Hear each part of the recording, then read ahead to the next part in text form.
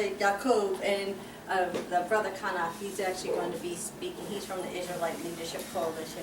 And Mikhail, he's actually from the Philadelphia Round Table. And we are working together because we want to actually really promote unity among our people, because we are disjunctive and all over the place. So we wanted to bring it together, and I wanted to introduce Brother Mikhail just so he could go through and... Nice meeting you, brother. I'm really appreciative that you come through today, and it's been really a pleasure to work with other people, the council. I got some friends here, some people I met, and we're coming here to support this effort, because this is something that two people did basically on their own from the ground up. They bought up a huge building and rehabbed it, brought all this materials in here so that people could see this. And we got to make sure people know, because as I go around the city, very few people even know it exists. So we got to get some kind of infrastructure together so we communicate easily with each other and learn to work together. We got different viewpoints as we expressed here tonight or to this afternoon. They'll be a little different than each other, but there's going to be some overlap.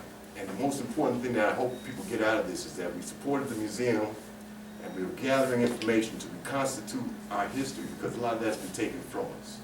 And that's the confusion you see in the street, is a lot of that is from lack of identity, lack of direction, and just the bad situation that they've concocted for the people here in this country.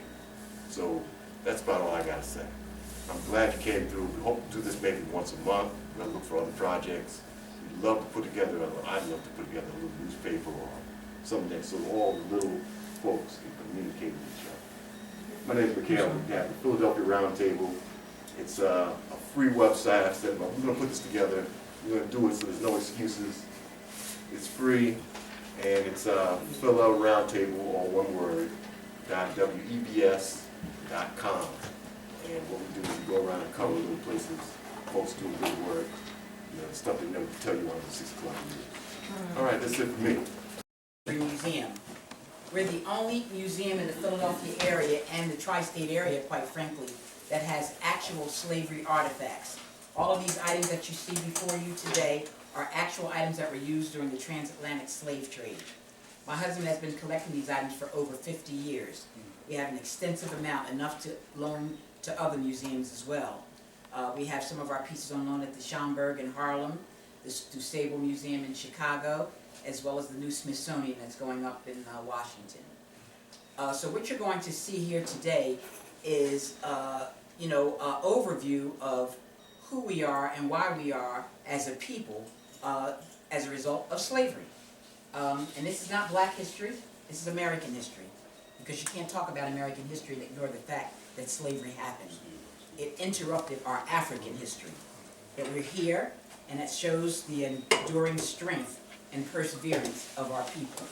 So, again, I welcome and thank the Philadelphia Round Table, Brother Mikhail, and Lisa and Zulima, who I worked fastidiously with. You brothers should be very lucky to have women like this. And I always talk about the women behind the scenes, because they're the ones who make things happen. So thank you for bringing your organization to our attention.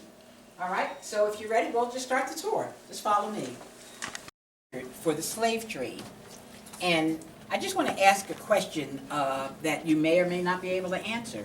But prior to Europeans getting into Africa, Africa was considered the dark continent. They knew very little about Africa. So how do you suppose they knew how to get in there and capture these Africans that they were able to kidnap and capture and take to America and other parts of the world? Does anybody have a clue as to how that could have occurred? How were these Europeans able to get into Maybe Africa? through religion, maybe? Through religion, okay. Could you expound on that a little more? Well, yeah, Christianity, going in there, missionaries. But how? How did they get into Africa at all? It was considered the dark continent. How did they know where to go? How did they know how to communicate? Anybody else? From someone that was already inside. Like who? Who might that be? One of our own. One of our own.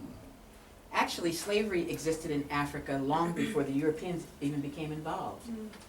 North Africans had been trading with Europeans for hundreds of years. And you brothers might want to move over here so you can see this map that we have here.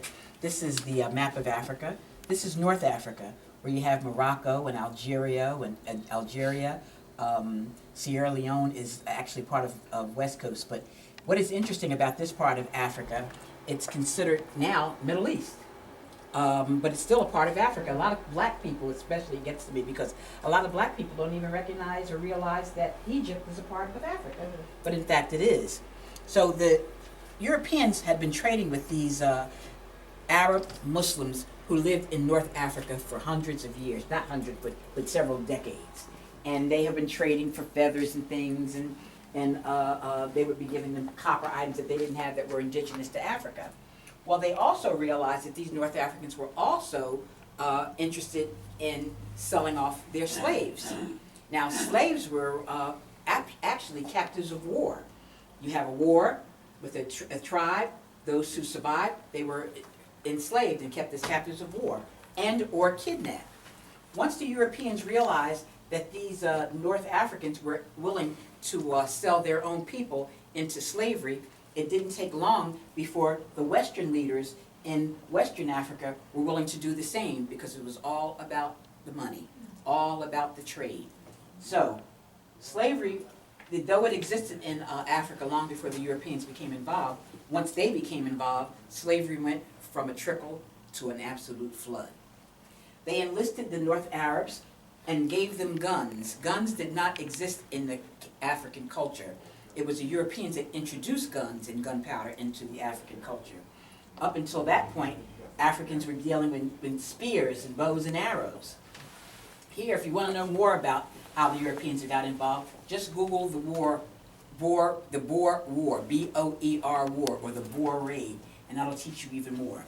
So they would get these North Arabs to go into these villages, 3 and 4 o'clock in the morning. They would shoot off the guns. These Africans had never heard gunfire before, and they would immediately start gathering these people up and trekking them towards the coastline, where they would be held in these fortresses for hundreds of years. And there were many countries that became involved. Portugal, of course England, which was the ruler of the world at that time, and many other countries. So the stage was already set. Whether or not these Africans knew that they were going to be selling their people away forever, we have no idea, but they were duped. They were absolutely duped into selling their people away. So Mother Africa was literally raped and robbed of her own precious resource, which was her people. In this case over here are some items, some of the items that were used in trade for African people. These long iron bars here are called kissy. Now they're used as currency, just like the dollar bills that we use today. They would use these types of items. These long iron bars here are called kissy. These little agates or white beads are from Italy. These little circular items are called manila or manillas. These items here, the crosses, are called Kantunga crosses. In addition to being used as currency, they were also used as a weapon that Africans used to catch small animals. They would throw it like a boomerang and break the small leg of an antelope, and then they could, trap the antelope for food. Cowrie shells, which are still quite plentiful today that you see, they said a handful of cowrie shells could purchase an entire tribe of Africans. Just imagine that. Ivory, and you've seen that, you see the coil there? You've seen pictures of the African women with the coils around their neck? Well, that's a sign of her husband's wealth. The longer her neck is would indicate how wealthy he is, which always makes me wonder why didn't they make him wear it, but that's my own personal commentary. My husband hates it I say that, but I have to add that. That is the middle passage shackle, the shackle that you see all the way at the end. That is the first shackle that was used on Africans aboard the slave ships, which were essentially death ships, because these voyages from West Africa into North, South America, and into the Caribbean could last 3 to 4 months. So many of the Africans died aboard those ships. Many of them died from the trek down from the interior of Africa down to the coastline. Even though it looks like it's right, even though the coast is right there, they still had to go ways, depending on where their villages were, to get down to the coastline where they had ships waiting for them. And they would hold them in these fortresses. If you look around there on the corner, on that wall there, yes, you can point to them, brother, so they can see what you're talking about. Those are African, they call them actually slave holding pens, but they actually called them slave castles at the time. And they almost look like castles because now many of them have been turned into museums.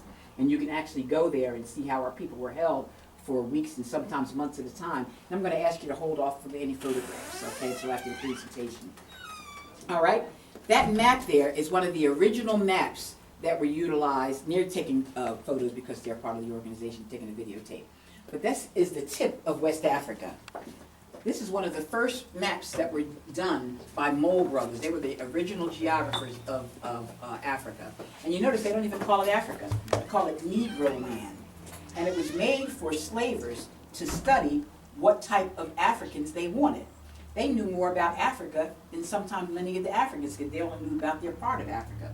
So for instance, a planter in South Carolina, he wanted Africans who knew how to grow grain, specifically rice. So somebody from South Carolina wanted Africans from Sierra Leone, which is right here on the tip of West Africa. They had been raising grain and rice for hundreds of years. Many of the Africans that were taken out of Sierra Leone into South Carolina can trace their family lineage all the way back to Africa because many of them are still there. They're called the Gullah Geechee people. They speak their own language and they have their own culture. Many of the, if they wanted laborers, somebody who was big, strong, black men, they would go to Mali or Mandinga. They would use them as laborers. And these men would be like Shaquille O'Neal. I often look at him and I say, if he ever did his African ancestry, he'd probably find out that he had some Mandinga in him, all right? And all along here, you have Mali, you have Mandinga, Gambia. That's Timbuktu all the way over there now. And again, this is written in the English language, so many of the countries' names you may not recognize, but that's Benin, and this is all a part of, this was considered all of Guinea at the time. So, and these are the slave routes. This is where they would take you out of Africa, sometimes into South America. That's why there's so many dark-skinned people, Africans quite frankly, in South America and Brazil. As a matter of fact, at one point Brazil had more slaves than they did in North America. Oftentimes and remember you need to also understand that these slave ships were sail ships. They didn't have motors, so they had to wait for the trade winds to blow them into where they wanted to go. And oftentimes would blow them into the Caribbean. My mother is Bahamian, and she often used to talk about when I was a young girl how the Europeans, the whites, took them to the Bahamas because many of those islands were inhabited by reptiles. They thought they'd be killed. And when they came back, we were drinking pina coladas. That's a little story she used to tell me. But Puerto Rico, the Bahamas, Jamaica, all of that's in the Caribbean. And of course, we know much of the east coast of America, North America, was built on slave labor. Now, many of these, but look at this. We were talking about the trek down from the interior down to the shorelines. About 80% of those captured by Arab Muslim slave traders died even before reaching the slave markets because they were rushing them. They didn't stop to feed them or take care of them. Many of them were tied together, little babies who were holding on to their mommy's or daddy's legs, trying to keep up. If they were making too much of a commotion, the slavers would just bash their heads with their gun butts and keep going. Remember, this is slavery, not Disney, okay? This is an illustration of the door of no return. Has anybody here been to Africa? If you have an opportunity in your lifetime, you need to go because it is a life-altering opportunity. I've been there 4 times and I visited the door of no return at the island of Gorée. And that was the last thing that our people saw before they left Africa, before they would be hoisted down to boats and then taken out to ships that were waiting along the shoreline, like you see here. All right? What you may not know is that the Jews provided the financing for many of the slave ships. These are some of the names of the slave ships and the family names of the Jewish families who took them and provided financing for the slave ships. This here is a coffle. These are very rare. We only know of 3 of them, 2 of which we have, and the other one is at the Dusable Museum in Chicago. This allowed them to take many Africans at any given time. And one thing I wanted to mention, most of these shackles, if not all of them, were mostly used on the males. They rarely put shackles on the females. The females were held separately on the bows of the ship. where the men were chained down in the, around the perimeter of the ship, because they would build shelves. They were formerly cargo ships that were changed into slave ships. So they built ships, shelves, and they would seat the men around the perimeter of the ship. Now initially, initially when they started slavery, they were laying them down. You've seen the pictures, and you'll see another diagram. You see them laying on their backs, sometimes head to feet, head to toe. But they would be laying on their backs. And what they were finding is that a lot of the Africans were dying, because you can't lay on your back for 3 or 4 months, or even 3 or 4 weeks for that matter, because your lungs start to collapse. Your respiratory system shuts down. So it took them a while before they recognized that they were losing much of their cargo. So that's when they started sitting them up. And they would sit the men up, still chained together, packed between each other's legs very tightly. And we'll talk to you a little bit more about that. So again, many didn't even make it to the shoreline. This is a document that I just like to bring to people's attention when they come here to the museum. And one of the things that I want to point out here, Lest We Forget Museum, what we try to do is connect the dots with what happened during slavery with what continues to happen today. Because a lot of people realize or feel that, why are we still talking about slavery? It happened so long ago. It has nothing to do with us today. But you will find that it has a lot to do with what we're doing, what's happening to us today. This is called the 10 Precepts of American Slavery Jurisprudence. It was written by A. Leon Higginbotham. A. Leon Higginbotham was a judge from the Pennsylvania Supreme Court, right here in the 6th Court District. And he actually wrote a book called A Matter of Color. He studied legislation and laws that were created from the colonial period up through and including the 1960s. Of those laws, he came up with 10 precepts that showed how blacks were kept in an inferior position. I'm just going to read a few of them to you. Hopefully I have my glasses here, otherwise I'm going to have to argue with Lisa. Okay, I have them. All right.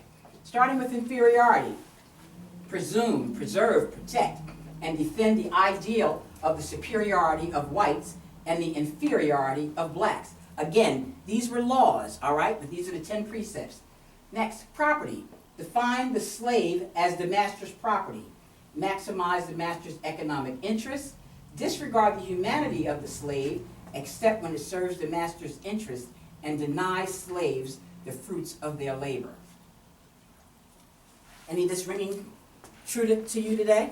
Powerlessness. Keep blacks, whether slave or free, as powerless as possible, so that they will be submissive and dependent in every respect, not only to the master, but to whites in general. Limit blacks' accessibility to the courts, and subject blacks to an inferior system of justice with lesser rights and protections and greater punishments. Utilize violence and the powers of government to assure the submissiveness of blacks. I want to let that sink in for a minute, all right? Let's jump down to family. Recognize no rights of the black family. Destroy the unity of the black family. Deny slaves the right of marriage. Demean and degrade black women, black men, black parents, and black children, and then condemn them for their conduct and state of mind. This is so important because these precepts that were written as a result of him studying all the laws that were created, it's as important today as it was when these laws were created. Why? Because laws are still being created to keep blacks down. Look at what they did with the Voting Rights Act of 1965. They gutted it. Many of the states have now implemented new laws where you have to have ID, or to vote, or they moved the voting polls, or they limited the hours. So again, though much has changed, much has remained the same. You can Google this and get this out of the book called A Matter of Color if you want to. You can get that on the internet. We here at the Lest We Forget Museum don't necessarily promote reparations, but it does give you reason to think about it. If you don't know of the article written by a brother called Ta-Nehisi Coates, he wrote in the Atlantic last year an article, A Case for Reparations. 250 years of slavery, 90 years of Jim Crow, 60 years of separate but equal, and 35 years of state-sanctioned redlining. Until we reckon with the compounding moral debts of our ancestors, America will never be whole. It's an excellent article that really makes you think about why reparations are in order. You may not know about this, but the Obama administration implemented, earmarked $12 million in reparations for Jewish Holocaust survivors. Many people don't realize that, all right?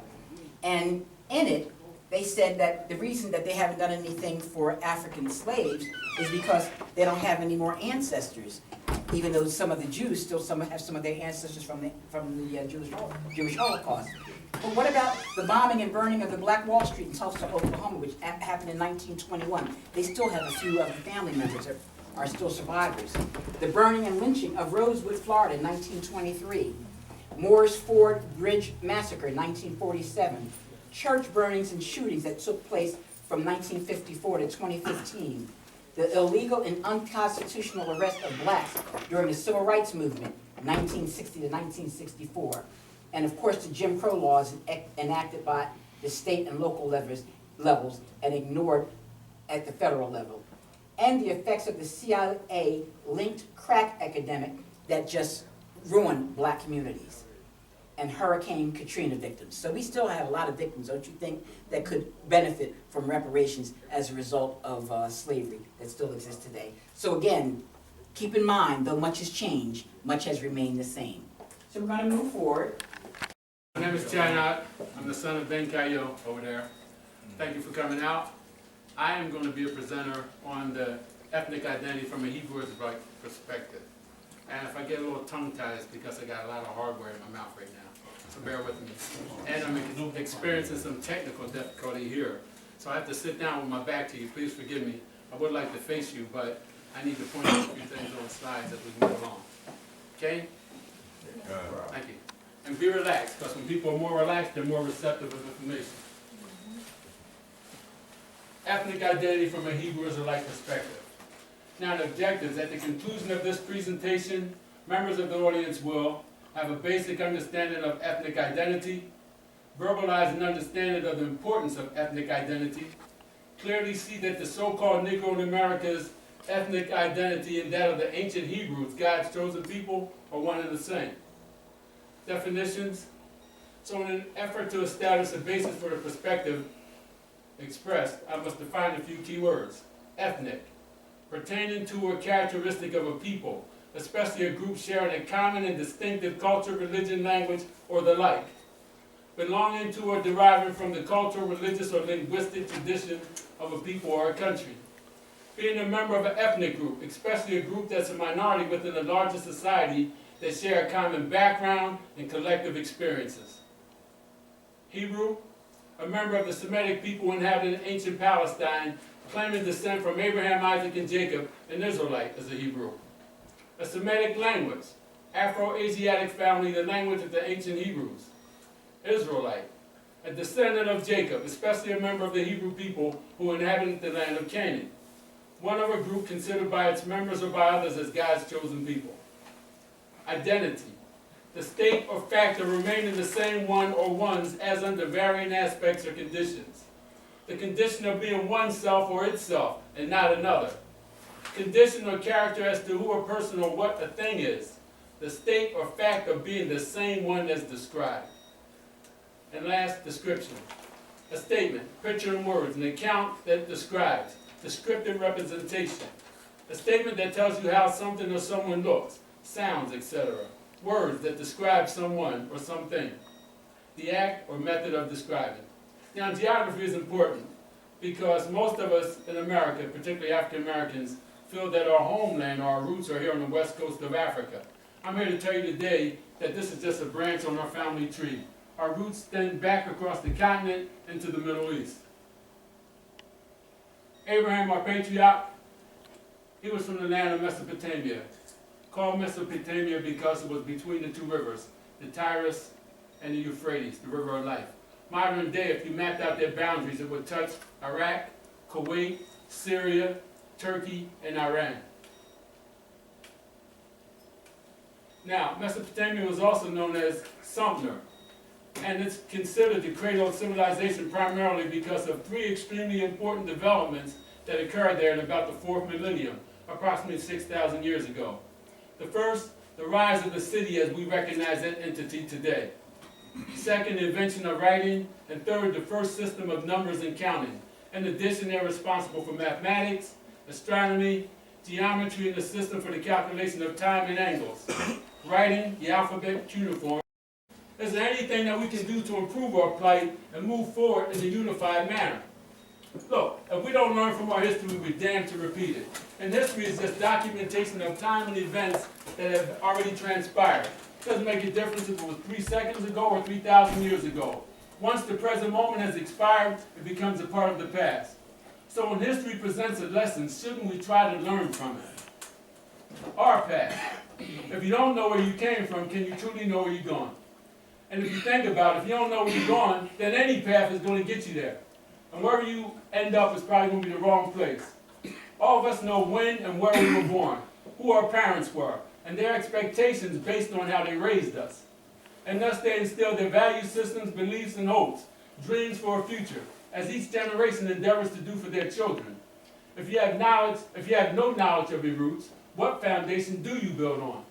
Do you assimilate the values, beliefs, and aspirations of those that abhor you and your ancestors from the first day they step foot on American soil?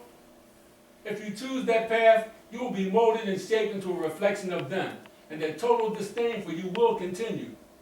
If the values, beliefs, and dreams you've embraced have their roots in absolute hatred of you and your people and everything related to you, do you proceed through life attempting to justify it and carry on the values and beliefs of your oppressor?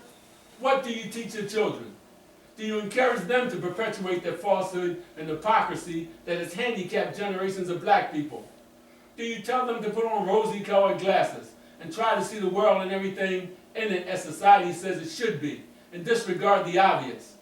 Do you tell them to endure the pain and suffering now and they'll receive their reward in the afterlife, and encourage them to pass that mindset on to their children? If you subscribe to that point of view, you'll live in and pass on to your children a false and unrealistic perspective of black people and the world in which we live, and what good can come from that? Or do you tell them to look and see things as they actually are, and call a spade, and reject the hypocrisy presented by leaders in society at large? And if you do this, let them know they're going to be labeled as a negative person. So now, let's revisit that question. Did our ancestors always live on the west coast of Africa? Or did they migrate there from another location, prior to being chased, trapped like animals, enslaved, transported across the Atlantic Ocean, sold into lives filled with enduring atrocities? And did the transatlantic slave trade just happen suddenly and spontaneously and catch black people off guard? Or had they been forewarned? The transatlantic slave trade peaked in the 18th century, when the largest number of black people were captured on raiding expeditions into the interior of West Africa. Modest estimates placed the number of black people kidnapped, shackled, and forcibly brought to the Americas during this period at 12 to 15 million. 1/3 of them, approximately 4 to 5 million, lost their lives during the dreadful voyage across the Atlantic Ocean, known as the miserable Middle Passage, which took on average 5 weeks and sometimes 3 months. So, let's revisit the question. Sorry. So have you ever wondered why black people have had and continue to have such negative experiences in America? No native language, no customs, no culture, no specific homeland to claim. Most of us say Africa is our homeland. Africa has 55 countries, 9 territories, and 2 independent states. Which do you claim? Or more importantly, which of them claim you? What people have a global history of enslavement, then emancipation. After that, we were lynched on a regular basis. Then segregation, discrimination, inferior housing, employment, and education. Initially denied, eventually gained, now threatened voter registration, gentrification, mass incarceration, and no apparent salvation. Some people want to take me to task and say we found salvation in our religion because it's inextricably tied to our ethnic identity. You can't prove it by the hanging of Nat Turner or the execution of Denmark Vesey, or our enslaved ancestors working from sun up to sundown for hundreds of years without compensation.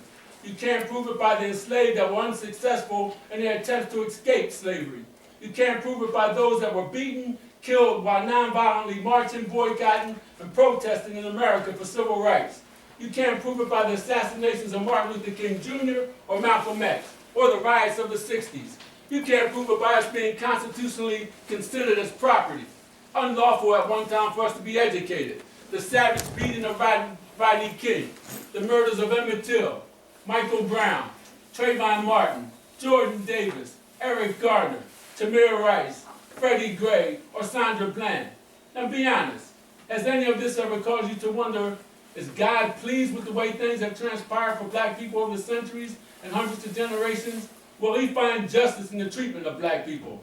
Or is it that God Almighty has favorites and blacks are not among them? So if the Almighty has chosen ones, who are they and where are they now? Exodus 19th chapter, with fierce lightning and great thunder and Mount Sinai quaking, these people heard the voice of the true and living God say, now therefore if ye hearken unto my voice indeed and keep my covenant, then ye shall be my own treasure from among all peoples, for all the earth is mine.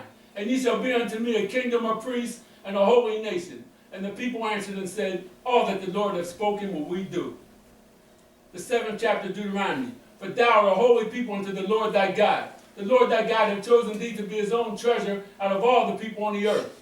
Isaiah the 49th chapter. Can a woman forget her sucking child, that she should not have compassion on the son of her womb?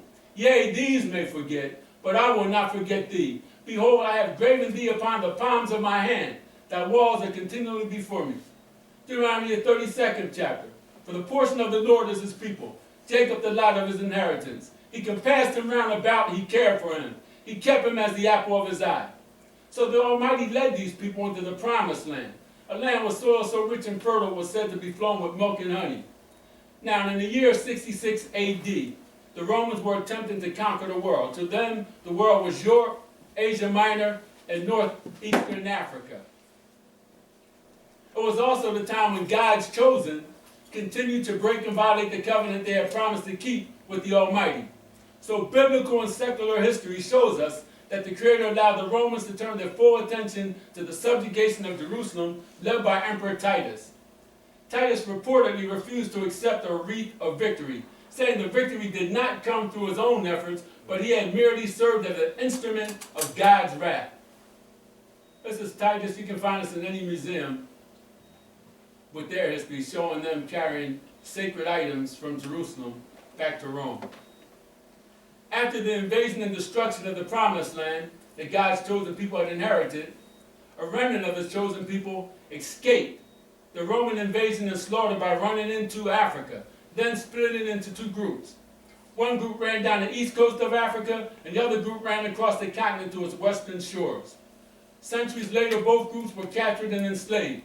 Those on the west coast by European Christians, and the brothers and sisters on the east coast by Arabian Muslims.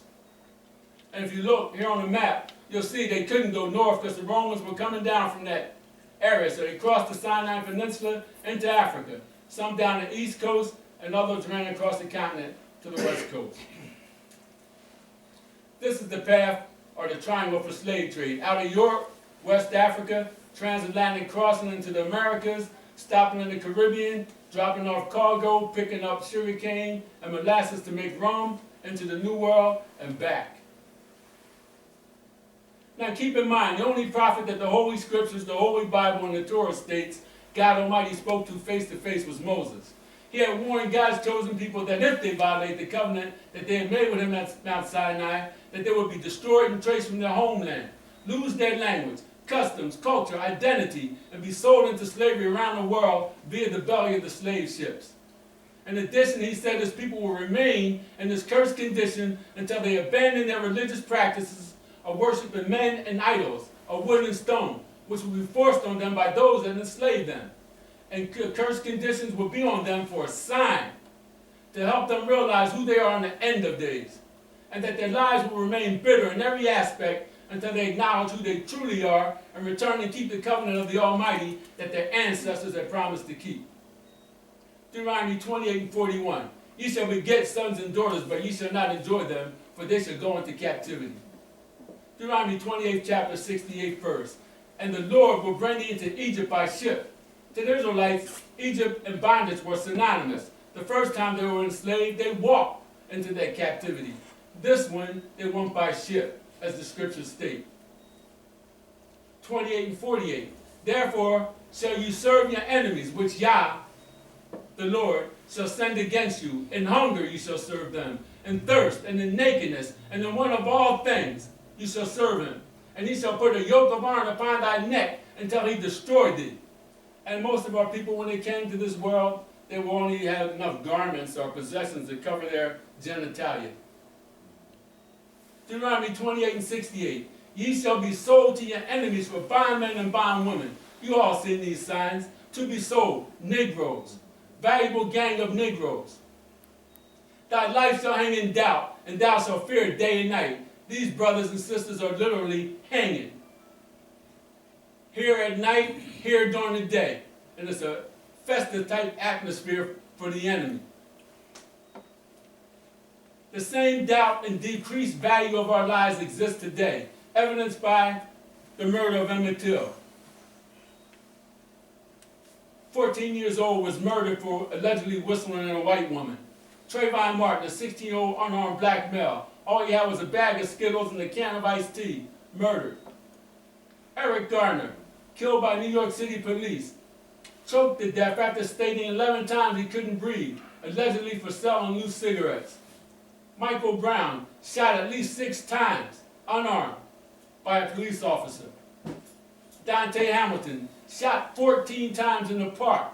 The first officer to arrive on the scene determined that Hamilton wasn't doing anything illegal. The next cop showed up, shot him to death, and wasn't charged. Freddie Gray. For the Mosi Bey, and his assertion is that this is Morocco. America is Morocco. Well, I'm gonna let him introduce himself and explain the subject.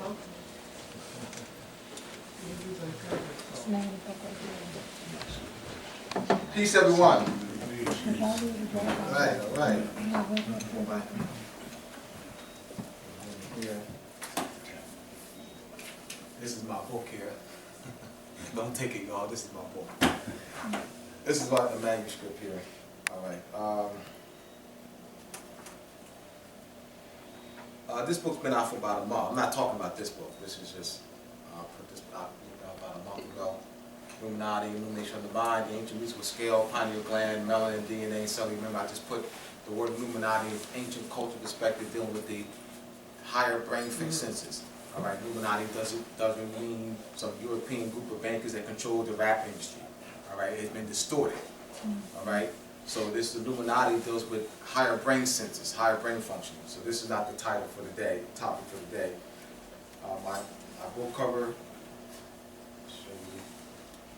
This book will be out about I've been working on this book for years. It's called Moors and Masonry. It'll be out between the next 4 to 6 months. We'll begin my layout designer will start the layout next week. In fact, actually this week I'll meet with him on Tuesday. So this book is about 400 pages. A lot of photos in here. This is the book cover right here. All right. Book topic: the Moorish enslavement and ransoming of Europeans during the 15th, 16th, and 1700s. Re-examining the transatlantic slave trade story.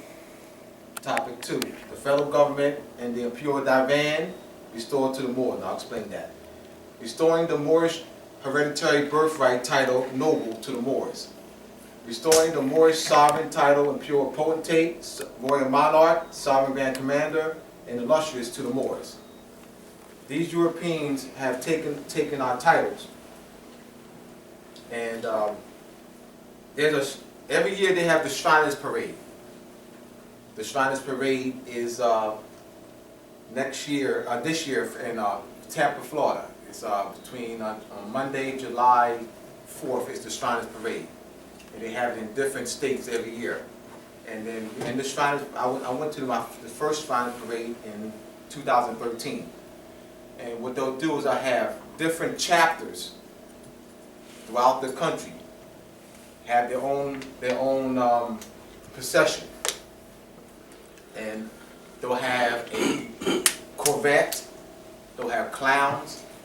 Now the reason why Corvettes are used in the parade because Corvette means little ship, et means little, and Corvette means little ship, and so they were. What we did was the Moors used speedboats, and we would travel to the ships of the Europeans and climb on board and then capture the entire ships. Now, one thing that I have to be clear, that I'm not saying slavery didn't happen.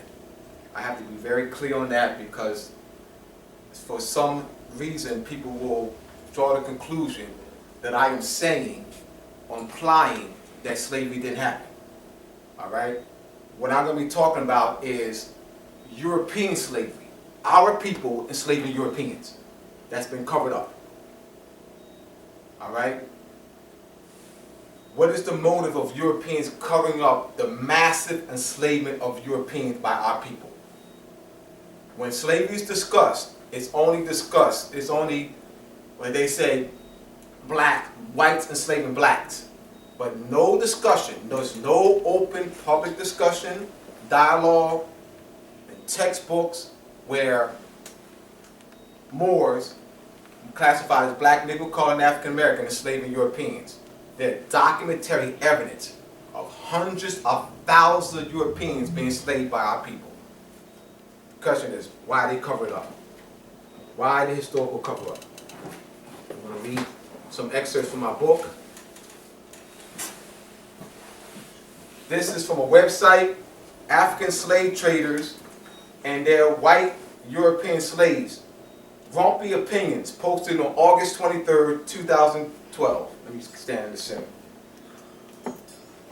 A few months ago, I was visiting blog sent by Barb's website. She had an interesting article posted about Jefferson and our war against the Barbary pirates.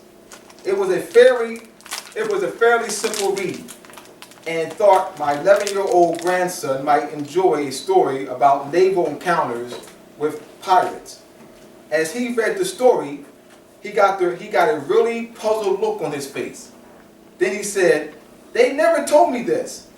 I asked what they never told him. White slaves? I thought all slaves were black. My teacher never said anything, didn't say anything. None of my books say anything about there ever being any white slaves. I didn't know. My grandson isn't the only one who believes all slaves were black. Teaching him the truth now could make life difficult for him in school. Regardless of the issue, most kids going into their teens will argue a point to death if they think they're right. He's no different. He'll end up debating the point with a teacher who was herself taught revisionist history. Invariably, sooner or later, the question will come up on a standardized test. The truth doesn't fit listen to this. The truth doesn't fit the politically correct narrative. All right, we'll go on. Robert Davis. This is Robert Davis, professor of Ohio State University. In the article, When Europeans Were Slaves, research suggests white slavery was much more common than previously believed.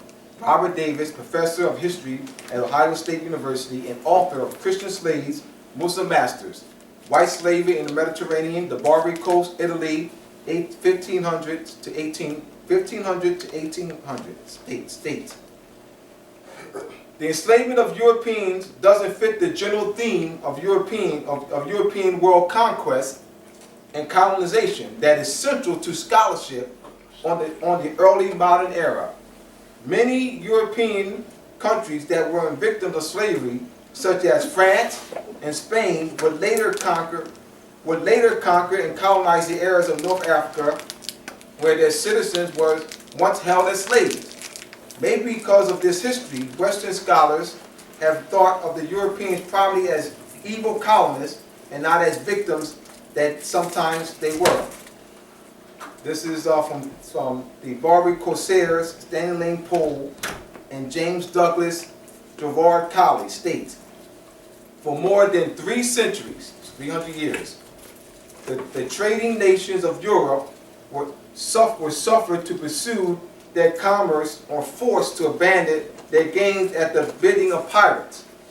From the days when Barbarossa defied the whole strength of the Emperor Charles V to the early part of the present century, when the prizes were taken by Algerian rovers under the guns, so to say, of all narrow seas and dictated their own terms to all comers.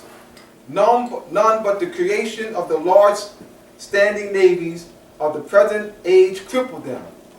nothing less than the conquest of their two convenient coasts would have thoroughly suppressed them. During these 3 centuries, they levered blackmail upon all who had any trading interest in the Mediterranean. The Venetians, the Venetians, the Galanese, the Pisans in the older days, the English, the French, the Dutch, the Danish, the Swedish, and the American government in modern times purchases security by the payment of regular tribute or by the periodic presentation of costly gifts. The penalty of resistance was too well known to need exemplification. Thousands of Christians in the banlieues of Algiers bore witness to the consequences of independent policy.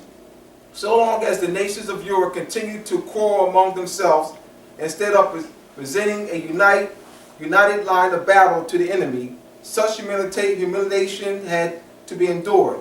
So as long as the corsairs raid upon Spain suited the policy of France, so as long as the Dutch and the jealousy of the other states could declare the Algiers was necessary to them. Now, I said before, and what the Shriners Parade does is that is a historical. What they do is they display the history in a parade. Once you understand the history, you understand what the parade's about. Why they're riding, around these miniature Corvettes. And so what I do in my book is I place the Shriners Parade in historical context, so it can have sense. It's not just some parade that they have annually. All right? Once you understand the history, it makes sense to you. So I bring the parade to life. It's not just a parade that they have every year. All right? It's a parade about us. They're install. The head of the Shriners, they used to be called the Ancient Arabic Order of the Nobles of Mr. Shrine, now called Shriners International. And what they do is they use the Moorish Council of Government called the Imperial Divan. And I show this in documentary evidence that there's treaties that have mentioned the Divan, and that's the Moorish principle of Council of Government. So they're actually using our structure of government for the organizational structure. You ever heard of Morocco Mole? Remember the cartoon Morocco Mole? Yeah. What is he wearing? Fez. He's wearing a what? Fez. Fez. Wow, that's interesting. All right. Continuing here. Now there's tribute treaties. I have the Consolidated Treaty Series by Clyde Perry. And I have references, I use some of the treaties. I put some of the treaties in my book, Moors and Masonry. And these treaties, the Europeans had to pay us annual tribute to travel the seas. And they did not pay the tribute, we would seize their ships. So this information has been covered up. I'll call you back. All right, so my whole point is to say that the reason why the Europeans have covered up this vast enslavement, Moorish enslavement of Europeans, is so that they can maintain political power. They don't want us to know something. What do they want us to know? That this is our land. This is why I use the book in my book cover.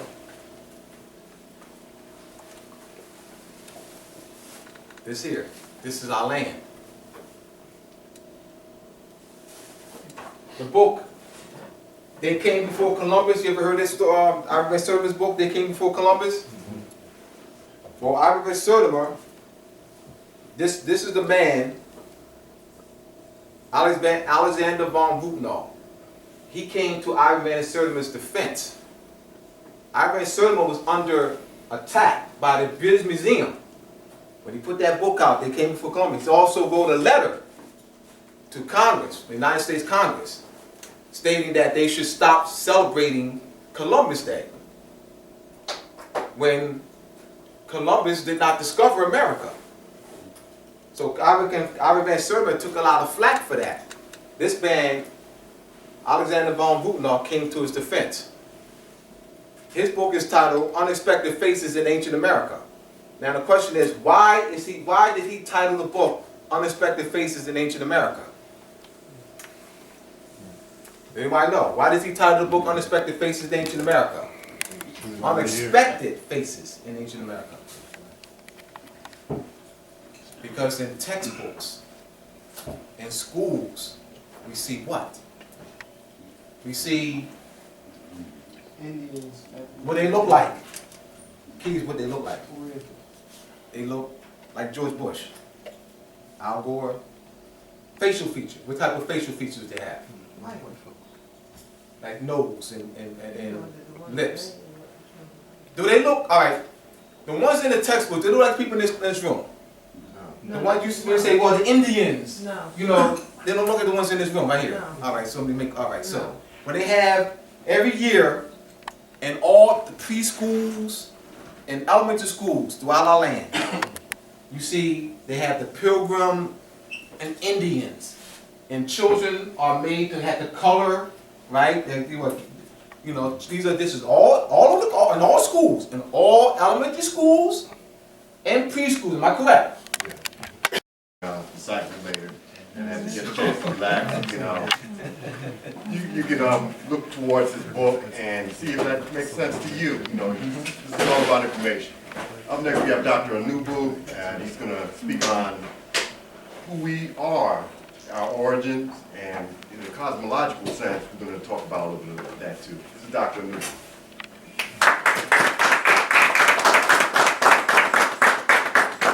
Greetings, everyone, family. Yasar in the Nuwabic language. I'm an affiliate of the Nuwabian Nation. I've been around for a long time. I recently was released from captivity. When I first heard about the Mansards, we just want to have a little problem with them because we thought they was emulating us or plagiarizing our way of life or whatever and misrepresenting. At any rate, I went back to I asked him, I said, oh, these guys running around, this guy named Imam Bisu, who's also supposed to be Dr. Malachi York, that's one of his names and titles. So these guys running around and we was getting ready to have problems with them because I came from the soldier faction of the Nation of Islam. So we was getting ready to have a little problem with these guys. But then my uncle said, no. He said, that's unnecessary, whatever. And you know about these guys? He said, yes. And that's when he told me, he said, and this is Minister Jeremiah Shabbat. Many people may not be familiar with him, but he's the foremost minister of advocating the degree of Islam or peace, not Arabic Islam, but in America. Or if we speak in the Arabic, so-called Arabic language, which it really isn't, but they have made up the language called Fusha. Look how to be a Fusha. That's a whole different language that was created. But anyway, so I asked Mom, I said, yo, who is these guys? And he told me, he said, that Imam Isa has the truth. I'll never forget it. And I'm saying, here I go soldiering all this time, and you mean to tell me that these guys in these rooms are writing exactly what they're saying is writing exactly, because he put out a book called The Book of Flame. And I had a problem with that book because everything I told him. But my uncle told me, listen, raise you in degrees. Imam Isa has the truth. I never really knew anything about it. Imam Isa is a direct descendant. Now, about who are we? That was the point. But I just wanted to give you a quick bio because it comes from the same Sisela, or the Sisela, or Salam. Sisela means link, genetic link. Sisela. Okay, he comes from this same line that we keep looking for. We looking for Jesus. Now this is going back to the genetics. See, man, we came from the sea. Original. What from beyond the stars, then to the seas, to this planet, then to on the land. This is an evolution. Evolution means to be fading out, actually. You understand? Because once you evolve, you go to a peak. Once you reach the crescendo or the apex, then there's nowhere to go except a regression. That's the cycles of life and death. The recycle. So, we calling ourselves different things. Well, who are we? Who? When you say the word who itself, that comes from ancient so-called opportunity to ask your questions to any one of the panelists of your choice. Into this color thing, so I'm trying to figure out, okay, if I were to get into this color aspect, what's the secret to white? What's the secret? You know, what is it they have, or what's the whole concept about this bleaching or the color aspect that equals power? Who do you want? It could be anybody, anybody that would be. All right. Let me get a word. All right, Jay. Because otherwise I won't get to say anything. And I understand the science. I've heard some science articulated from the panel. And I don't want to toot my own horn, but I do know a little bit about science because I have a bachelor's degree in science and a master's degree in science. So I understand it. Some of the comments don't really add up to what I know to be fact. You talk about science, you talk about experimentation that can be reproduced over and over again if you take the same steps.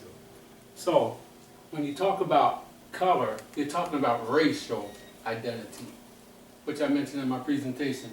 So you're talking about physical characteristics, skin color, hair texture, eye color. This forum was about ethnic identity. When you talk about ethnic identity, you're talking about a common background, shared experiences. So when you talk about people not knowing who they are, and you relate that to the scriptures, well, one scripture is that the Creator said, "My people." Well, I know what you mean, but I just want to clarify for the record. All right. The Greeks, what the Greeks did was they applied a connotative meaning to more, meaning black. In Greek, this is why it's important to understand language label. So when it says, well, the word means this, I will always ask them, what is the language label? Yeah, I don't just accept this word means X. What is the language label? Because you got to understand that words are transliterated, meaning changing form and sound, and are applied connotative meanings through a period of centuries. All right? So in the modern English dictionaries, Greek is the oldest language in the etymological brackets. So what they do is we are entrapped because it doesn't go beyond the Greek. So our thinking, our scope of thinking. Brother, I don't know, but maybe this will help you. Point of reference. You said, how could you distinguish? Okay, because genetically, or characteristically, we look the same, right? You saying we enslaved our own people. Exactly. But you can tell, but you won't be able to tell by a physical characteristic except by that red fez they wear. That's what they say, the crimson color fez. That's what, now I'll do my best. He was speaking about the days, the bays, and the elves.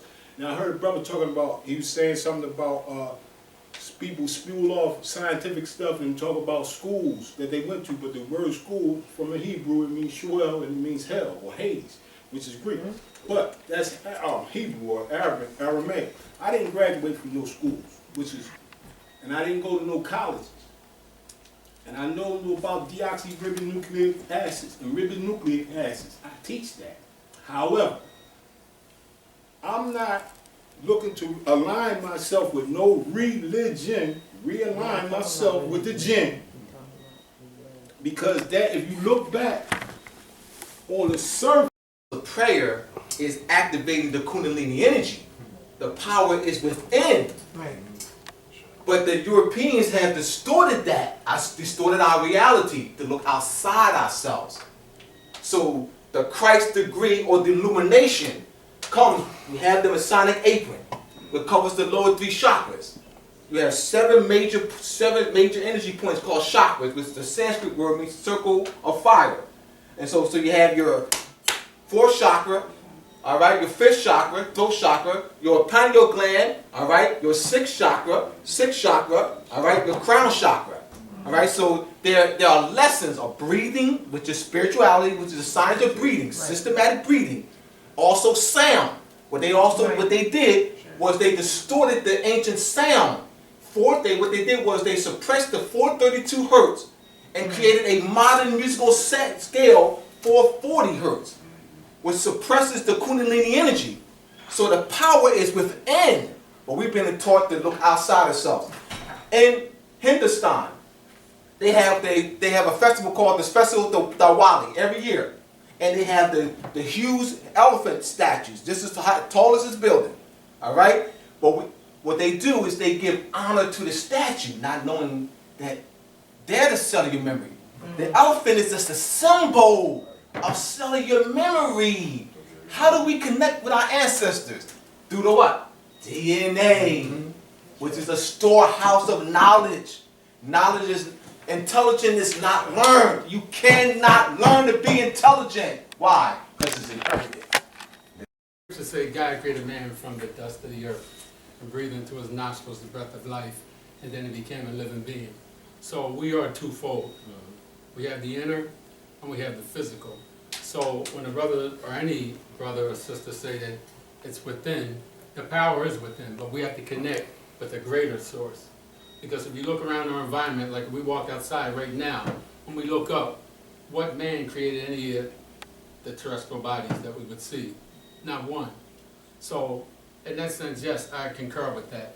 As far as us losing our power, if you say that we were the beginning, I think I articulated that in my presentation. Because the Creator did select a group of people. And when you talk about, again, melanin, well, melanin is produced by melanos. Saying we're not talking about racial identity. Because it started out with all of us being of color and loaded with melanin. So when you ask me how do I make the distinction, it's not so much connection. Yeah, the connection. It's not so much connecting genetically, although somewhere it's in there. We're talking about ethnic identity. That's why I define some of those words. Because when you talk about ethnic identity, you're talking about people who lost everything. You're talking about people who share a common background, which includes loss of history, loss of culture, loss of customs, loss of their spirituality, loss of everything. And man broke us down to nothing. So when we talk about being Israel, not Mediterranean, we're talking about people going back to Abraham. Because Abraham was Jacob's grandfather, and Jacob's name was changed to Yisrael, or to Israel, and a blessing. So I'm not making a connection, as you said, so much genetically, because our gene pool has been contaminated. Absolutely. So you talk about the sisters, the white man was laying with them when he had us captive, and we couldn't do anything about it. So the gene pool was contaminated. So this is why God, being merciful, he gave us the way back. We can find our identity by not knowing who we are. Always being the tail and never being the head. Always borrowing and never lending. And then one of all things, food, clothing, shelter, every single thing we want, we go to the man. Who here is wearing something that they made?